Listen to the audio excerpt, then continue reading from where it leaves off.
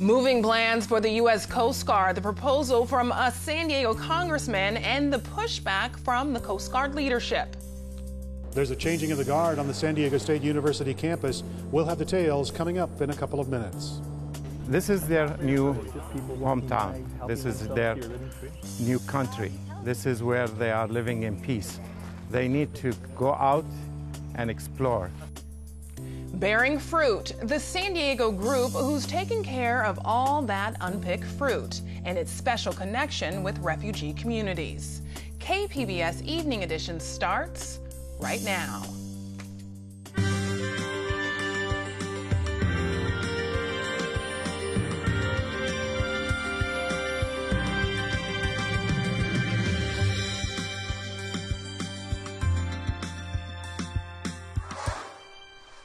Good evening and thanks for joining us. I'm Ebony Monet. New developments tonight in the legal fight over Proposition B. A state appeals court upheld San Diego's pension reform measure. Supporters celebrated at the Hall of Justice downtown. KPBS Metro reporter Andrew Bowen is there now with more. Andrew? Hi, Ebony. Well, a quick reminder to our viewers, Proposition B was passed overwhelmingly by San Diego voters in 2012. And what it did was eliminate guaranteed pensions for all new city employees, except for police officers, and it replaced those pensions with a 401k-style retirement plan. Now, supporters of Prop B spoke here earlier, and among them was Jerry Sanders, the mayor at the time in 2012, and it was really his campaigning in favor of Prop B and his collaboration with the measure's authors that was at the heart of this court case. Here's what he had to say.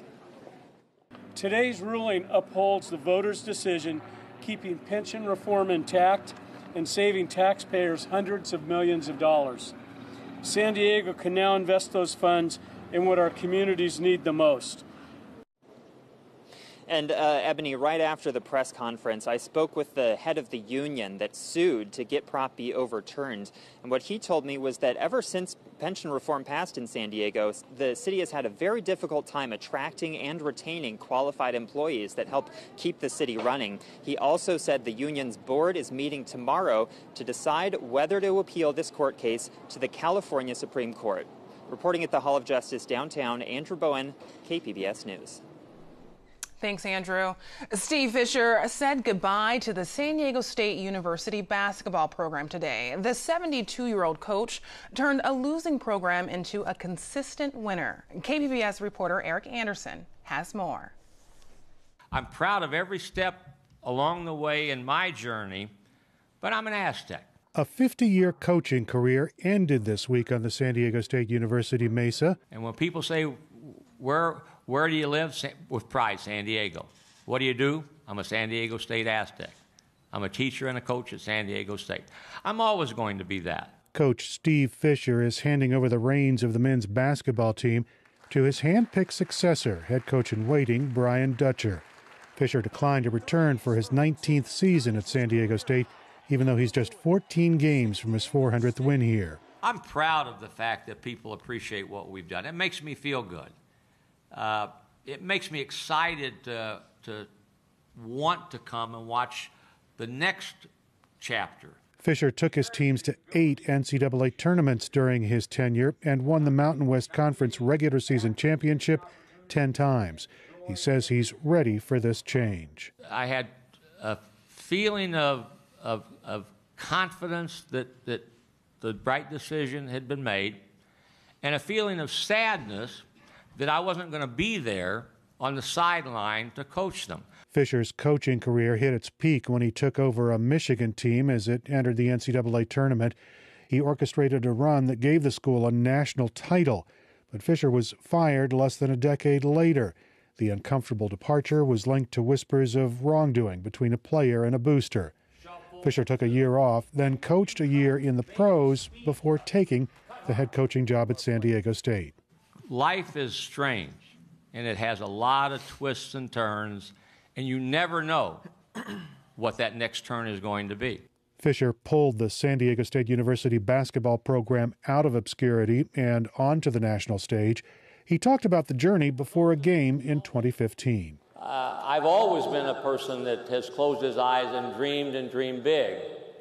but never could I have dreamt that it could have become what it is today. Fisher arrived in 1999, won just 5 games in his first year before reaching the Sweet 16 of the NCAA tournament in both 2011 and 2014. A long early season win streak earned the team a top 5 national ranking back in 2014. But the success took time. In the early days, the crowds were as thin as the coach's frame. Fisher used to walk around campus giving tickets to students. That changed as the team began winning, thanks in part to a group Fisher calls the greatest student cheering section in college basketball. Shows the student section at San Diego State. I believe that we will win! I believe that we will win! It's been around since the 2004 season. SDSU! SDSU! We try to create pretty much the best home court advantage that we possibly can for San Diego State, for the basketball team. Aztec basketball games are one of the toughest tickets in town. Average home attendance ranked 25th nationally and beat all other California schools, including UCLA and USC. It is Brian Dutcher's job to build on that success. They say the hardest distance to travel in basketball is that 18 inches from the assistant coaching chair to the head coaching chair. Well, it's taken me 18 years to travel that 18 inches here. And I want to just tell you how proud and happy I am to be the next head coach at San Diego State University. The school's athletic director praised both for working together to build the San Diego State University basketball program into a national fixture. Fisher says he plans to be Dutcher's biggest booster. Eric Anderson, KPBS News. Attorney General Jeff Sessions made his first visit to the U.S.-Mexico border today. There, he outlined a series of changes he says will rid the border cities of the filth brought by drug cartels. For those that continue to seek improper and illegal entry into this country, be forewarned. This is a new era. This is the Trump era. The lawlessness, the abdication of duty to enforce our laws, and the catch and release policies of the past are over. Sessions urged federal prosecutors to focus on immigration crimes, such as illegal border crossings and smuggling people into the U.S., as well as bringing felony charges to those caught entering the country illegally more than once. Sessions has been steadily expanding the Justice Department's role in the anti-immigration agenda of the Trump administration. Congressman Duncan Hunter would like to see the U.S. Coast Guard move to the Department of Defense. KPBS reporter Steve Walsh says it's a move that hasn't been embraced by the Coast Guard. When President Trump released his budget, Congressman Duncan Hunter sent the president this letter saying that he thought that the Coast Guard should move from the Department of Homeland Security to the Department of Defense's budget. We talked to his office today. They said that's still his position, though recently the Coast Guard leadership says they don't want to move. I know Chairman Hunter could not be here. The Commandant of the Coast Guard, Admiral Paul Zucompt, was in San Diego in February. Published reports say Coast Guard leadership, including the Admiral, are pushing back on Hunter's call to move to the Pentagon. While a military service, the Coast Guard also has a law enforcement role. Coast Guard leadership says they're happy with being part of Homeland Security, which has immigration and customs enforcement and the Border Patrol. A little bit of history on the Coast Guard. They've been around since the founding days of the Republic, basically, but they didn't become the Coast Guard officially until 1915. They were under the control of the Navy during both of the World Wars, but for most of their history, they were with the Department of Treasury. They were actually part of the Department of Transportation until after September 11, 2001, when they became part of Homeland Security. In his letter to the president, Hunter says first and foremost, the Coast Guard is a military force. It deserves to be housed in a department that recognizes the importance of its mission. The Coast Guard and Hunter agree that the service should see a budget increase in line with other branches of the military. Duncan Hunter does chair the subcommittee which controls the Coast Guard's budget in the House, though he may not have as much say on this issue as he would have since his campaign finances came under investigation by the Department of Justice. Reporting from the Coast Guard station here in San Diego, Steve Walsh, KPBS News. Today, the Department of Education is boasting about a new record. 83% of public high school seniors graduated in 2016. Today, the Superintendent of Public Instruction, Tom Turlickson, announced the graduation rate has increased for the 7th year in a row. He credits smaller class sizes and expanded arts and science education. A lot of students don't relate to just out of the textbook kind of learning. They want to be working in groups and teams, and that's part of our new learning approach is teamwork, creative thinking, problem solving, and career pathways. The U.S. Department of Education is auditing the accuracy of California's graduation rate. Recently, it audited Alabama's increased rates and found inflation. But a spokesperson for the California Education Department says officials are confident their calculations are correct. Many Indian tribes are looking beyond slot machines to expand their economic opportunities. KPBS reporter Susan Murphy says 184 tribal nations have gathered this week in San Diego at the Convention Center to talk about esports, cannabis, and more. People change, you know, the next generation are not that crazy about slot machines, so the industry, instead of trying to change the people, the industry is trying to change to meet those new demands. Victor Rocha is a Pechanga tribal member and a leader of the National Indian Gaming Association. Approximately 7,000 of the group's members are collaborating downtown on new ideas. He says slot machines are still paying off for now, but upcoming generations are less interested in games that depend solely on luck.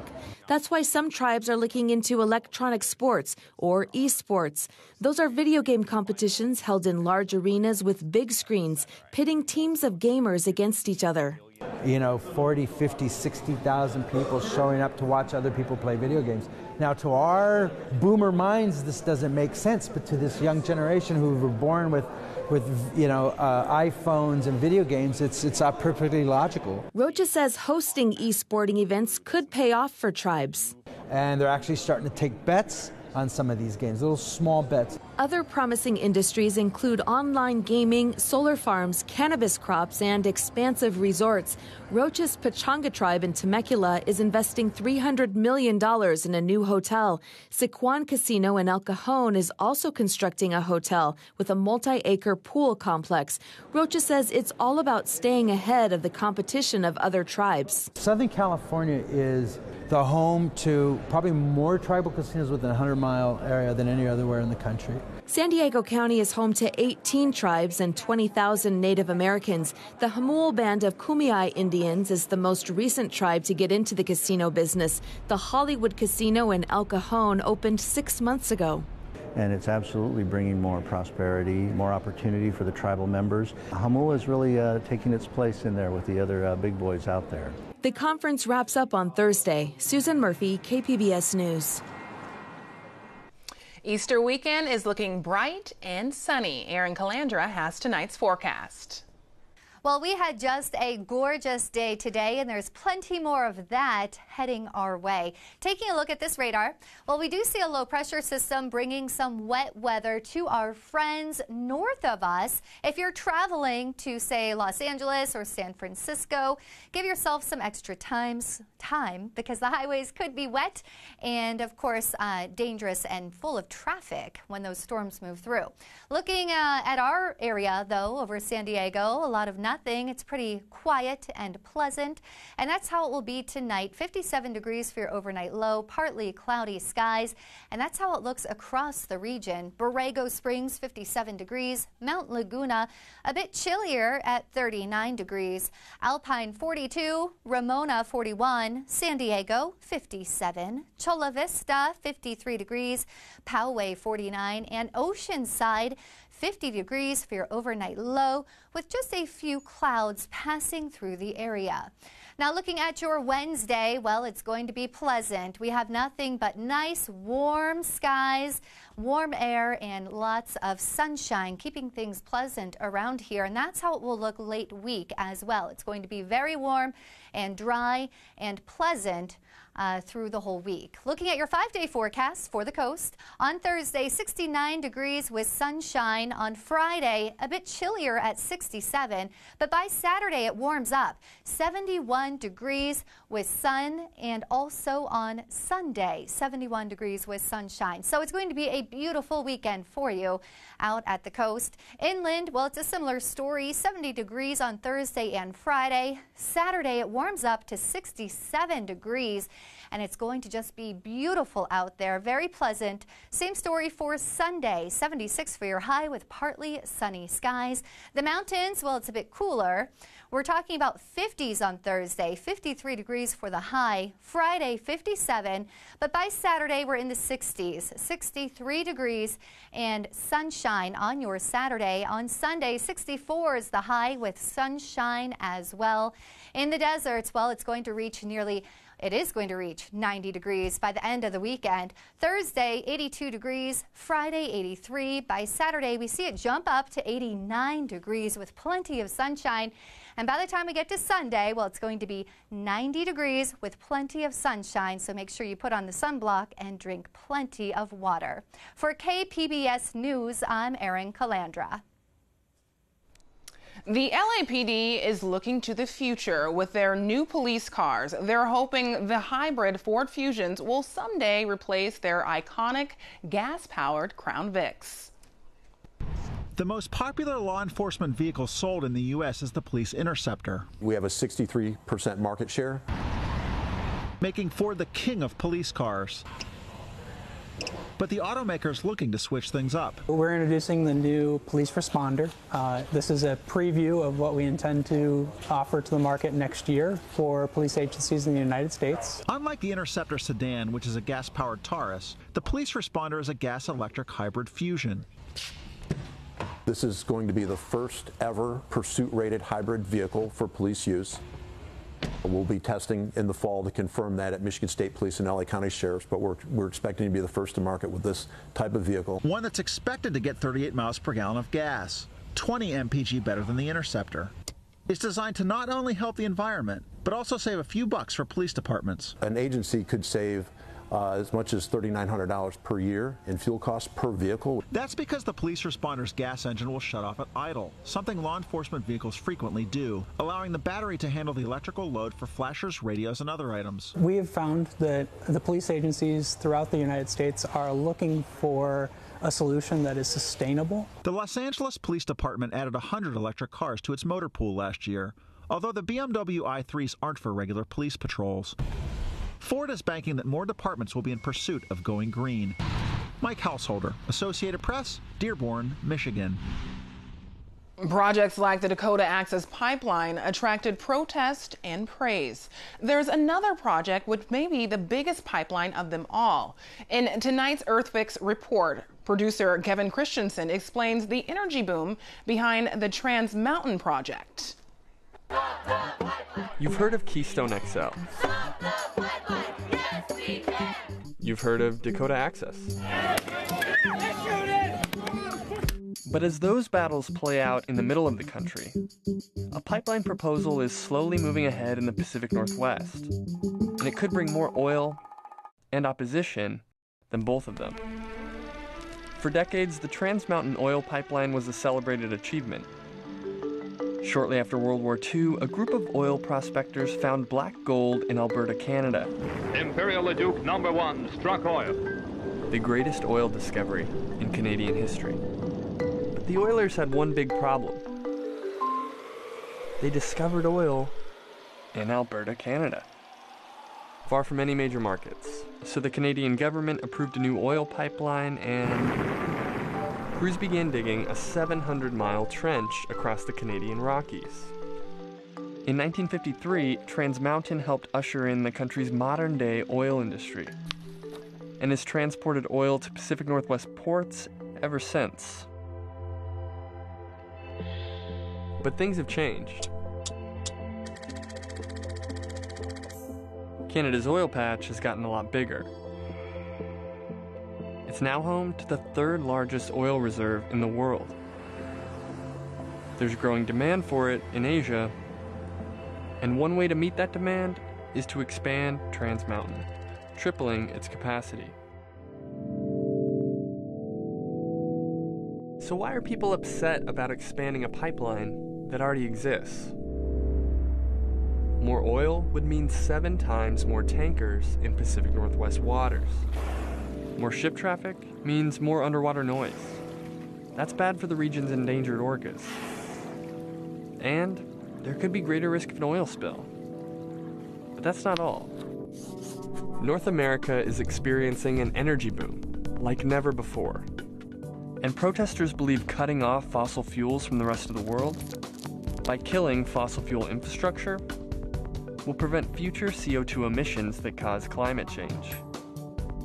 But pipeline supporters say if oil doesn't come from North America's booming oil fields, it'll come from somewhere else. For now, that argument has the backing of U.S. leaders considering Keystone XL and Dakota Access. We'll see if we can get that pipeline built. We want to build the pipe. Canada's leaders feel the same way about building an oil pipeline in their country. We have made this decision because we are convinced it is safe for BC and it is the right one for Canada. But the fate of the pipeline isn't sealed. Lawsuits have been filed, and protesters have vowed to stand in its way. One of the unique things about Southern California is many homes have fruit trees. But those trees can sometimes bear so much fruit, homeowners don't know what to do with it all. At least one member of the KPBS newsroom had this problem, but then she learned about a nonprofit that can help. I'm KPBS reporter Claire Tregesser. I live in a house with lemon trees, and we try to keep up with picking them, but obviously we don't really need that many lemons. Then I learned about a nonprofit that can help. Sergio. Hi. Hi, thank you for this opportunity. Sergio Padilla is the founder of Harvest Crops, a 501c3 based in Lemon Grove, a seemingly appropriate name for the city. Once we're done, we'll place them in the trailer. Their mission is to help residents like me do something with all the extra fruit they don't need. And what we do is, with your permission, we'll pick the fruit. All the fruit that we pick is going to go to the Chaldean refugee food bank. Padilla works with Chaldeans, an Iraqi ethnic minority that has a large community of immigrants and refugees in El Cajon. Everybody pick up his own. Sometimes Harvest Crops takes school groups or church groups as volunteers, but on the morning they came to my house, the crew were all Chaldeans. I had wondered what a food bank would do with all my lemons. They're not like oranges or grapefruits that you can just eat. But Padilla assured me that from cooking to cleaning, the sour citrus are definitely wanted. The fruit that is being picked, the lemons, is always requested by the Chaldean community, and it's going to go to their food bank. When they receive it, it's distributed in bags. Trust me, there's always a need for the residential fruit, because the fruit goes to those who highly appreciate. Well, this is my first time, to tell you the truth. It also benefits volunteers, such as Zak Nashi, an immigrant from Iraq. We'd like to see our people get involved in social and do some community services that make them a part of this community and make them really get into the community and help doing things for others. Nashi is now a U.S. citizen and says the experience is helpful to him and even more so to newcomer refugees. This is their new hometown. This is their new country. This is where they are living in peace. They need to go out and explore, talk to people. They improve their English. And the other things that they need to know is that there are very nice people around them, that they need to communicate with them, interact with them, so they can be really in a good shape for the future, good citizens.